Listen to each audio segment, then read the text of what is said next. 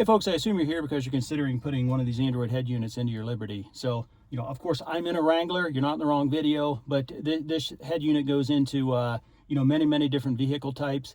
And really the only difference is the tear out of the old radio. It's very simple in a Liberty. I will actually find a video on YouTube and link it in to show you how to do that. But from that point forward, it's exactly the same. How you plug the wires in the back, what the wires are for. And at the very end of this video, I'll go over, some of the features of the head unit. I know there's a lot of common questions folks have with these things. I've been doing these installs for about a year and a half. I actually have a lot of confidence in these Android units. They get a lot of shade, but to be honest with you, if you get one from a good seller with good CAN bus software and, a good wiring harness, you shouldn't have any issues at all. So anyhow, let's get right into this install. So of course, the first thing we need to do with this install is get the old stereo out. Now I would suggest raising your hood and disconnecting your negative battery terminal. It's always just a good best practice when you're working with electrical stuff so you don't accidentally short something out. That's just a simple 10mm socket.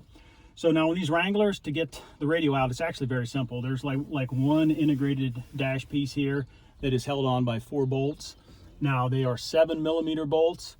One is in the top of your cubby, so just lift your plastic piece out and you will find it right in the middle.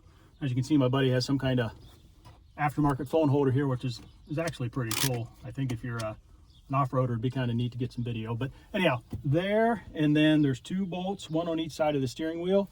To access them, just grab your trim piece underneath your steering wheel, give it a little tug, and it will drop out. And you'll find 2 7mm bolts, one on each side of the steering wheel. Now the last one is behind the window switch, so just take your trim tool, get it in here, if I can get it in here, and it'll pop out. And there's a connect. We have to disconnect this from the back side, and as you can see, I don't have enough room. I know some of these are too short. So what we're going to need to do is remove this AC vent here. That's actually very simple. Then I'll be able to get my hand back behind there and release that clip.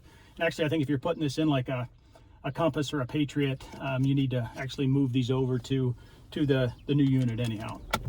So the way you get this out, I'm going to pop that back in there for a second, is it's probably good to have a flashlight. And once I get this out, I'll show you what I'm doing. But there is a little hole up in here you need to line up at about the 1 o'clock position. And if you don't see it, it probably means it's over here and you just need to rotate that 180. But anyhow, you line that up to about the 1 o'clock position. You'll see a little hole open up.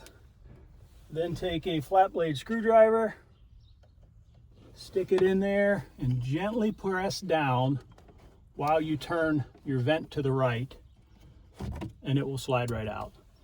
And if you can see what I was doing, try to give you a close-up. You can see the hole up there. You get the hole lined up, and then you stick the screwdriver up in there, gently press down, which then of course drops that catch, and you'll be able to slide that right out. So anyhow, very, very simple to do. Okay, so back to getting these window switches out. Now, it's a little tricky back here, and I will show you once I get it out, but when you look in the back side of this, you will see a red clip that needs pushed up. And then there's a slight thumb tab on the back that you press and wiggle it off. And what I was trying to show you there was this is that red clip. When you initially look back, you'll see red on the bottom. Push that up. And then there's a clip back here. You just push that down and you'll be able to wiggle that out. Now that exposes the 4th bolt, 7mm bolt. So what I'm going to do now, I'm not going to bore you with it, but I'm going to take this one out, and the 2 next to the steering wheel out. Then I'll be able to pull the dash panel off. Okay, so those 4 7mm bolts are out. Now the next thing you need to do is just take your trim tool and work this whole panel piece off. So just take your time here, don't jerk on it too hard, and get in here and just start popping the pressure clips loose. And it should come off fairly easily. Looks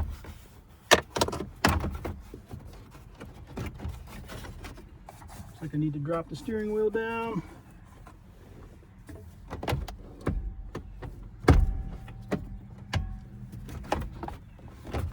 There you go. Lift it out of the way. And as you can see, here are those two, where the 2 7mm bolts were on each side of the steering wheel. So set this aside. And then once again, we're back to 7mm bolts. There's 4 more on, 2 on each side of the radio. So I'm going to take those out, and then I'll be right back with you. All right, so the 4 7mm bolts are out. Trying to respect your time. You don't need to watch me take those out. And then the radio will just pull forward. Now there are some pressure clips on the back, so it doesn't just come right out, but once it releases from those clips, it'll come out. And then on the back side here, you just have several connectors. All you got to do is, some of them are friction fit, and some of them have press tabs on them. So let me get them off of here. Do these have tabs? Actually, it looks like they all have tabs. So, there, completely off. So now all we need to do is head into the house and get the new radio ready to be installed. Now I'm going to go over all the wires on the kitchen counter, and I know that sounds kind of boring, but please watch that part of the video, because there are common mistakes that get made in these installations that cause negative reviews on these Android type heads. But please watch it. I'll go over the wires, then we'll come back in and put the new head in. All right, I just wanted to go over real quickly what you get with the kit. Now, of course, you get the head itself, and this is just a standard Android style head. It does have an internal microphone. This is the adapter you get for the Wrangler. This is a standard RCA bundle that comes with most of these kits. Now, the only reason you would need this for this install into this vehicle is if you're planning on using the external mic, and that is that black connector, and they do give you an external mic. So anyhow, up to you. This is the cable for the reverse camera. The video input gets plugged into here. Now, I think this is one of the reasons a lot of people have a lot of complaints with these heads. Maybe they're planning on not using the reverse camera, so they don't plug this in. But these wires here, these little ones, are for your Wi-Fi and Bluetooth antennas. So you'll see a lot of negative reviews about poor connectivity. They probably didn't plug that cable in. This is a GPS antenna. Really, you don't need this either. The head does have a speedometer function that this will make that work. Else, if you're using CarPlay or Android Auto for navigation, you don't need that. It comes with 2 USB ports. These are like the main, I'll call them the main radio harnesses. Now this kit came with 2. Since the kit's for many different type of vehicles, you're probably only going to use one. This is the one that matches the OEM stereo, so I'm probably not going to be using that one. And another thing to note, you'll see some connectors here. It says amp, with amp, no amp. This connector actually gets plugged into one of those 2, depending on if your Jeep has a OEM amp or not. So anyhow, just be aware of that. You need to make that connection. These are FM antenna adapters. Once again, you get 2, so whichever one matches the OEM install or the OEM connector is the one you'll use. And of course, then this is the backup camera. You get a backup camera. This is the cable that routes from the front to the back, and this is the power harness. So I'll talk a little bit about this here in a second when I'm plugging the cables into the head. But just another thing, in some past installs I've done, I'll buy a little license plate bracket. So I'll put a link for that in the description below too. It just makes it a lot easier to mount the camera to the back of the vehicle. So I always like to get most of the wires installed here in the kitchen versus fumbling around with it on the front seat of the car. So anyhow, let me show you what I've done so far. This is the FM antenna. Now, again, it came with 2. So I chose the one where this connector match the connectors on the back of my OEM stereo. Now, I assume one's FM and one's satellite, so I'm going to have to figure out which mating harness to use in the Jeep.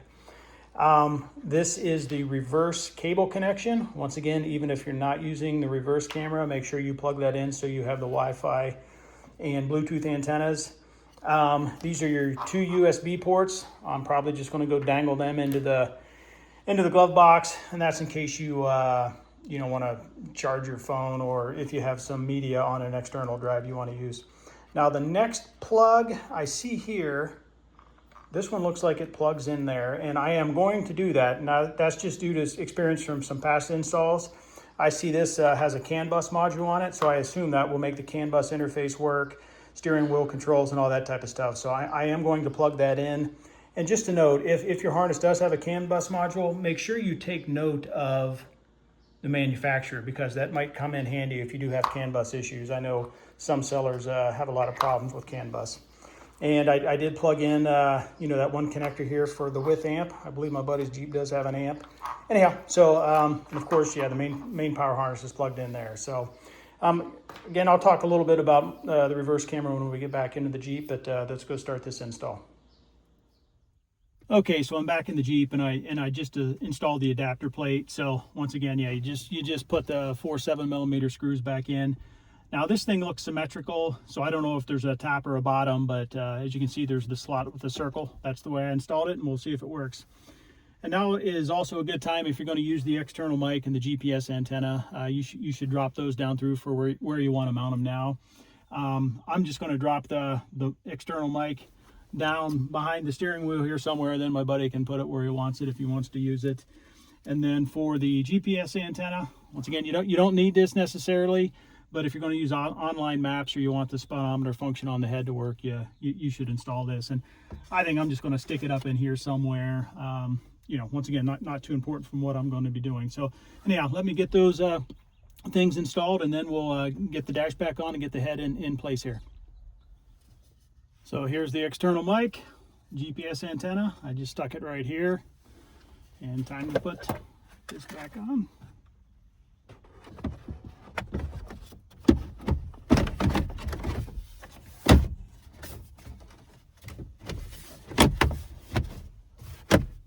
Okay, one thing I noticed when I was snapping that back on, it does matter, you know, the orientation over here. You need the slot, then the circle, because there is a clip behind here and a pin that goes into that. Now, another thing I did was you know, I could see some daylight through the glove box here. So this is the long cable that will go to the backup camera, and I have fished that wire up here too. So now I have the backup, the mic, and the GPS that need plugged into the back of that. I need to plug in, now there's the, you know, I don't know which one's the satellite and which one's FM. The heavier coax is the white one, so I'm going to try that first, and I hope it's the FM antenna. And you know, 2 connectors got unplugged, but I believe I only have to plug this one back in. I'm going to install this right now just so it's easier to do. And then I'm going to fish, here's the head, I'm going to fish these 2 USB ports down through the same opening here, and snap the head in, and I'll be right back with you.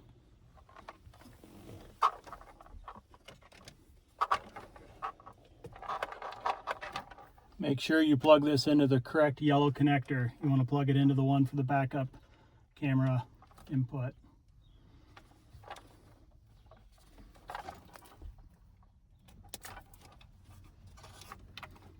GPS antenna just gets screwed on.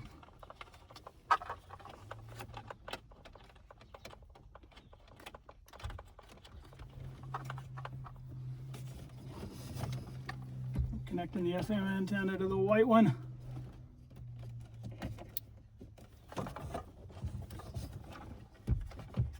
And the main harness. It'd be good to have a helper with this part of the step there.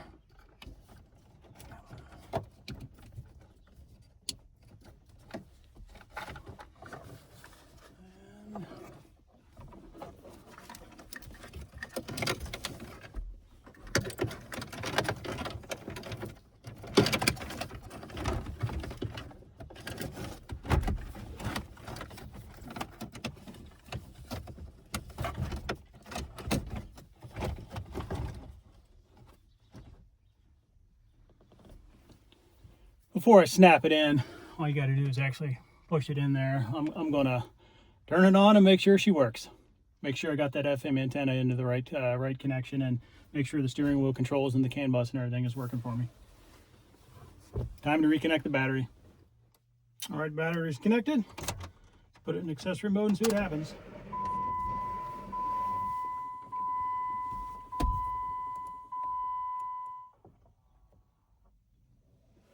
Cool, she's booting up. Got the rear windshield wiper on here. How do I turn that off? So when these boot initially, you know, this is the first time it's booted. It might take it a minute to get going, but after this initial boot, as soon as you turn the car on, it's up and running. So I'm going to let this thing finish booting, and then I'm going to do some checks here to make sure it's working.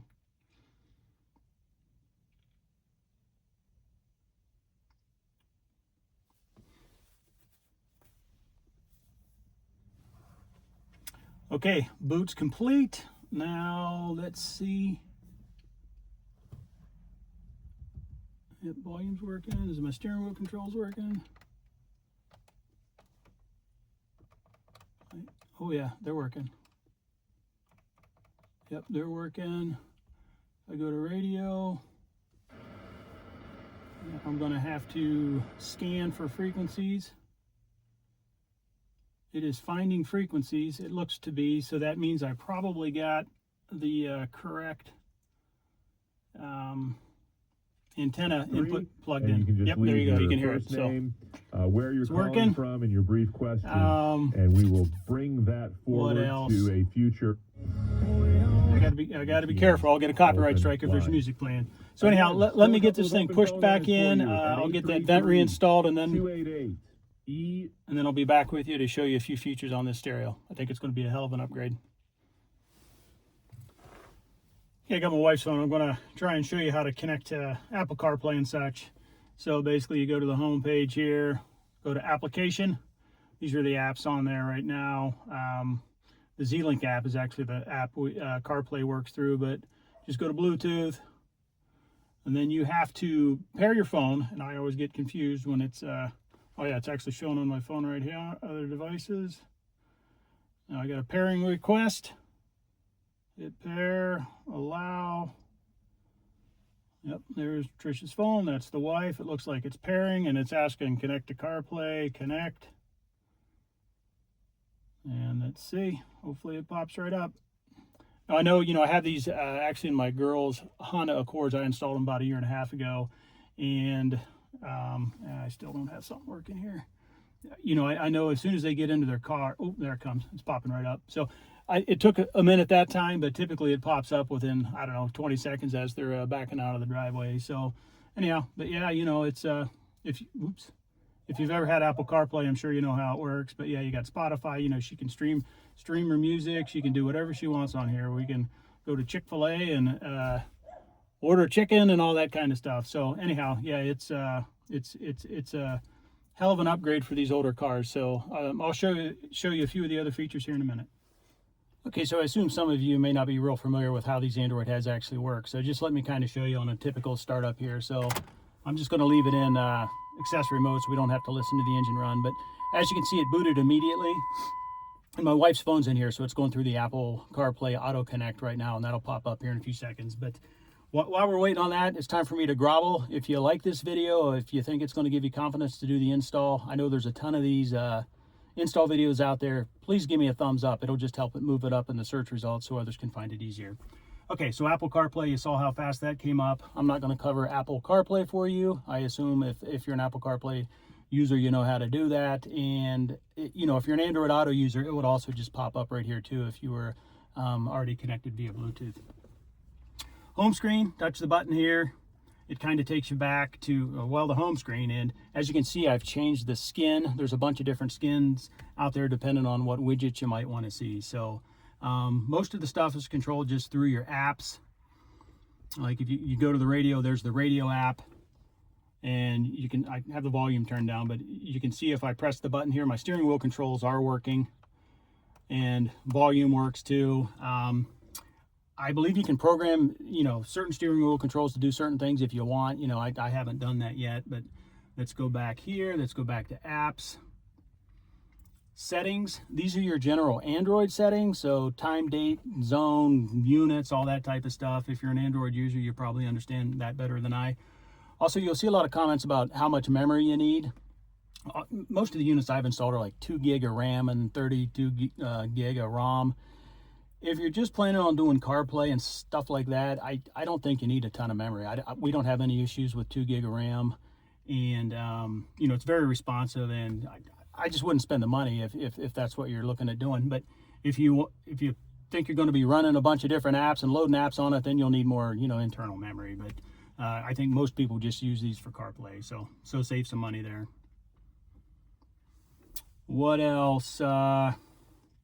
It does have a video demo here. There's very, very high quality screen. So if you are watching YouTuber stuff, you could do that. Now, another thing, it can't do, you know, it can only do one thing at a time. It can't do Wi-Fi and Bluetooth at the same time. So if you're having like Wi-Fi drop out or Bluetooth drop out, you're probably trying to have the unit do something it can. So we just turn Wi-Fi off. There's no reason to have it on for what we use it for. It's just all Bluetooth from our phone. So, you know, I could go on and on with this thing, but I would just suggest get in here and play with things, right? You go into the settings. There's actually a car settings. It's also in the app where you can get into the factory car settings, like for example, sound. You can, like right now, when I initially put it in reverse, the sound cut out. And that's because that was a setting, right? So if it's doing something you don't like, it's probably just a setting. I think if you swipe down, there's other high-level settings here too. So you're probably got to be an Android person to understand all that stuff. So anyhow, one thing I really haven't discussed is the backup camera and how that works. So let me go back into the house here and I'll bring that out and just kind of show you, you know, if my buddy and I do install the backup camera someday, I'll try to make a video of that and include it also. But I'm just going to explain to you what you need to do if you do want to install that camera. So I'll be right back here. Okay, so I have the parts for the backup camera here now, and I did start the Jeep here such that I can put it in reverse and show you a few things. So this, of course, is the cable that's over in the glove box. So, you know, the other end of this is routed to the back of the head unit. Now what you're going to do is, of course, route this to where you want it to in the back. Typically most folks will route them along the passenger side and then out the back. So, and then you get the camera. So here's the camera, and you plug this into here, real simple. And then you also get this power harness, and you plug that into here. Now, of course, your camera is mounted. Like I said, I typically put it on a license plate frame bracket. Again, I'll put a link to one of those below, and I mount it on the license plate. And then these two wires on the end of that power harness, you need to strip them off, and they get spliced into the tail light, the reverse light in the back. So, you know, of course, power to the power side of the reverse light and ground to the ground side. And what happens is when you put your Jeep in reverse, of course, you turn those bulbs on, which applies 12 volts to that wire, which then powers the camera. And the CAN bus knows that, hey, you know, I need to switch to the camera input. So it switches to the camera input, and you have the image come out the back. So like right now, of course, I don't have this. This isn't powered. Now, if I'd run out to my car battery right now and touch those to the terminals, you would actually see wherever this camera is pointing on the screen. But like right now, if I put it in reverse, the screen went black because it is, you know, looking for the camera input, and it doesn't have it. So as you can see, it does have the reverse lines here to show you where you're going. You can also in the settings have reverse lines show up, you know, the standard lines and such. But anyhow, it's actually very simple. This thing works very, very well. You know, I on my girls' Hondas, we have it installed, and it works absolutely perfectly. So anyhow, I think that's it. If you do have questions and comments, put them below. You know, I know on some of my other videos, I'll like leave something out. And if I did, or if there's a question repeated in the comments, I'll just update the description. So one of the first places to look is down in the descriptions if you have a question. Of course, the link for this will be down there. But, you know, as this video ages, I assume there'll be more questions or comments, or hopefully very few if I did a good job. So anyhow, thanks for watching. Appreciate your time, and enjoy your new head unit if you do get one.